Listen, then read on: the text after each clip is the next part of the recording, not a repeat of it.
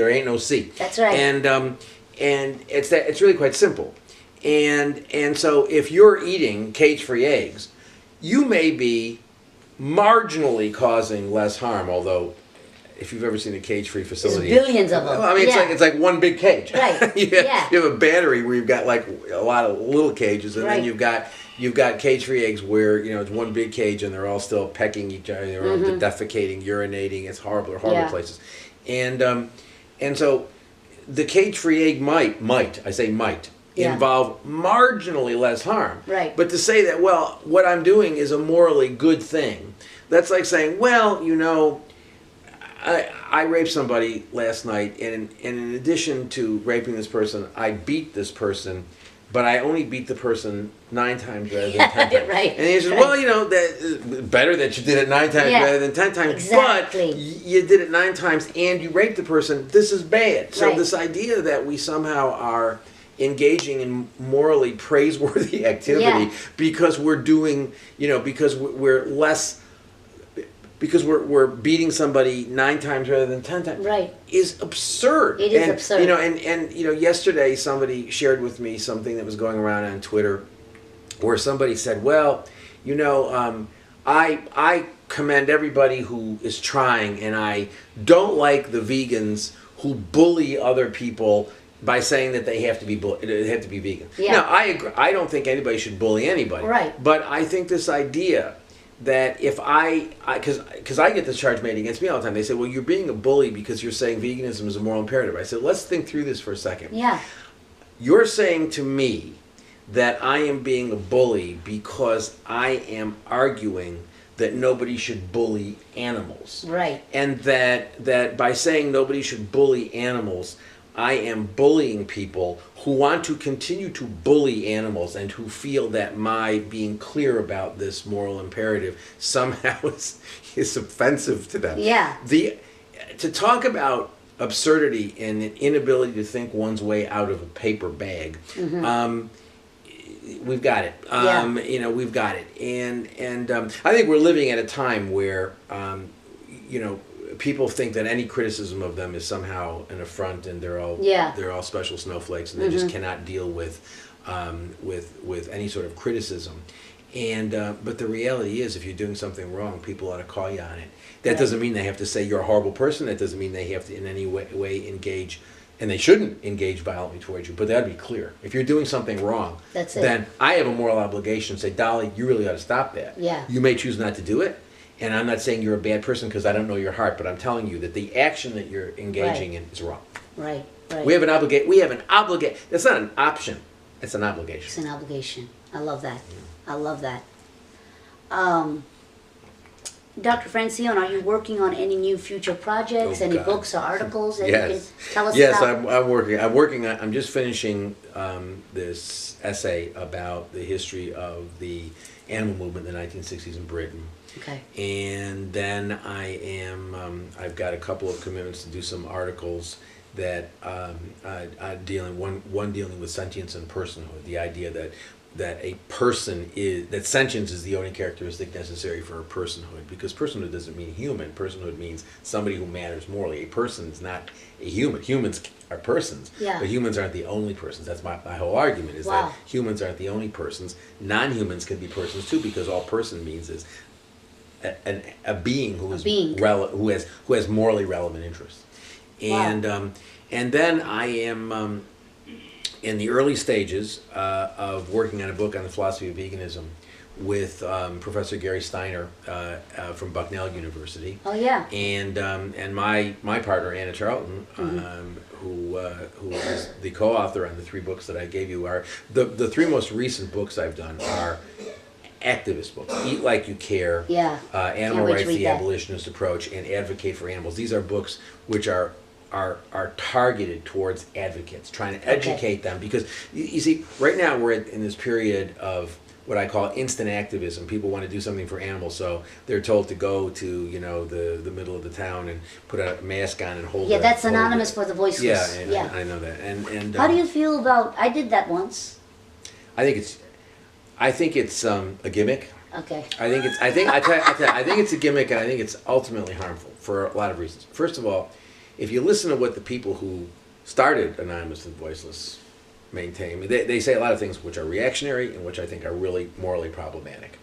And number one. Number two, why do we want to be other? Why do we want to be the weird people who are wearing Guy Fawkes masks holding the... I mean, if you had your kid with you, you would go in the other direction. You wouldn't want your kid to be exposed to that.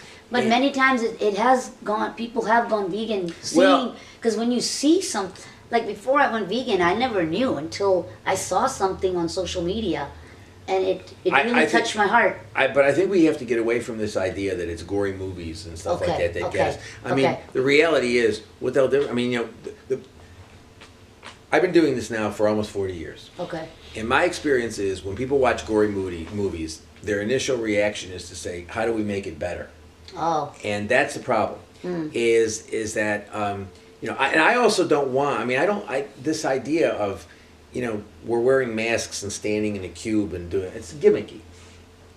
I want to be part of society. I don't want to stand apart from society. I want to be able to be part of society and be critical of it and say, this is bad. We ought not to be exploiting animals. We ought not to be, you know, we ought to give people medical, I mean, we ought, you know, I don't want to do this as sort of some person who is outside, you know, I don't want to be separate from other people. Okay. And I think that the tendency with this Anonymous, these are gimmicks. These are gimmicks. And when you say people will go vegan when they see these videos, the answer is some people go vegan.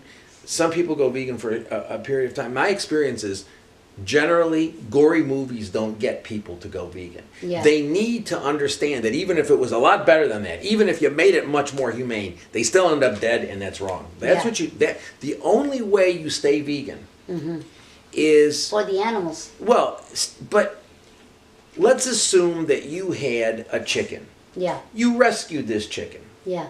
And the chicken lived with you, and you really believe that at some point in time you were not harming the chicken if you, while the chicken was sleeping, you killed the chicken, didn't impose any pain on the chicken, and you ate the chicken. Yeah. Now, if you know, I mean, my view is I wouldn't eat the chicken. Yeah.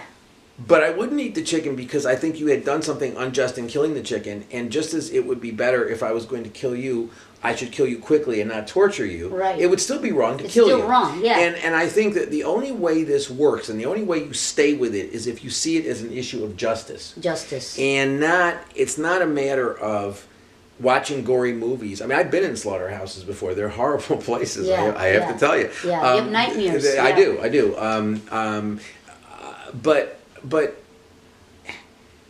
this, you know, the problem is most of these groups are promoting a very confused message about, I mean, for example, when Direct Action for Animals criticizes Whole Foods and says they're not living up to their standards, their animal compassionate standards, that their suppliers are not doing what they're supposed to do. The message that sends out is if they were doing what they were supposed to do, then it would be better and perhaps even okay. Yeah. And I understand why these groups do this. They're fundraising and taking a strong vegan position.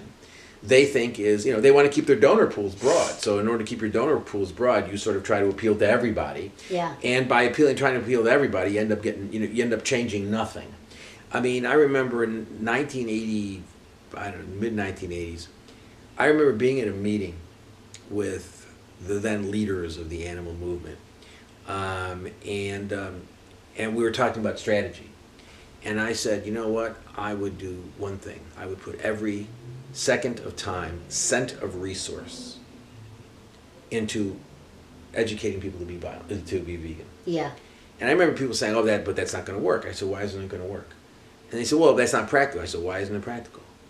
And I said, because you know what? The only way this is ever going to change is if you get a significant chunk of people who are vegan for the right reasons, people who believe that it is unjust to treat animals to treat animals the way we treat them. That's the only way we're going to really ever change things. Mm-hmm. And that if this becomes, which it did become, basically a movement about compassionate exploitation, you know what? We're exploiting more animals now in 2018 than we have at any point in human history, in more Right. horrific ways. Yeah. It ain't working. Yeah. The movement is moving in one direction, and that is backward. I don't like calling it a movement, but it's a misnomer.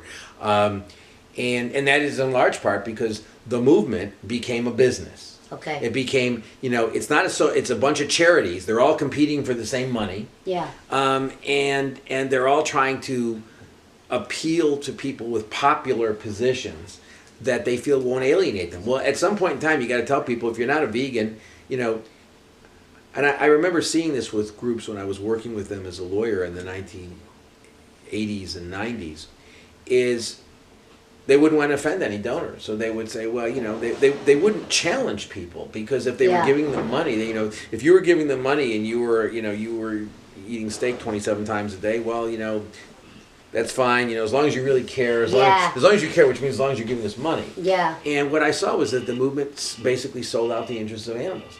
I think, actually, to be honest with you, I think the biggest problem, the biggest impediment to getting people to accept veganism as a moral baseline, and as a moral imperative, and achieving a situation of animal rights are these organizations. Whether it's PETA, Mercy for Animals, Compassion Over Killing, Direct Action Over, all of these groups, as far as I'm concerned, they are the problem. Because what they're doing is taking a very simple message and complicating it. Okay. And the message is simple. You're either a vegan or you're engaging in animal exploitation. That's simple. Yeah. And you know what? It's simple, but it's not simplistic. I defy anybody to argue with me that that's wrong. So as activists, what approach should we be taking? What do we do? Do we bring this education into schools? Anywhere we can. Okay. You know what? Every day of my life, sometimes I do it formally in classrooms. Yeah. And in, whatever. But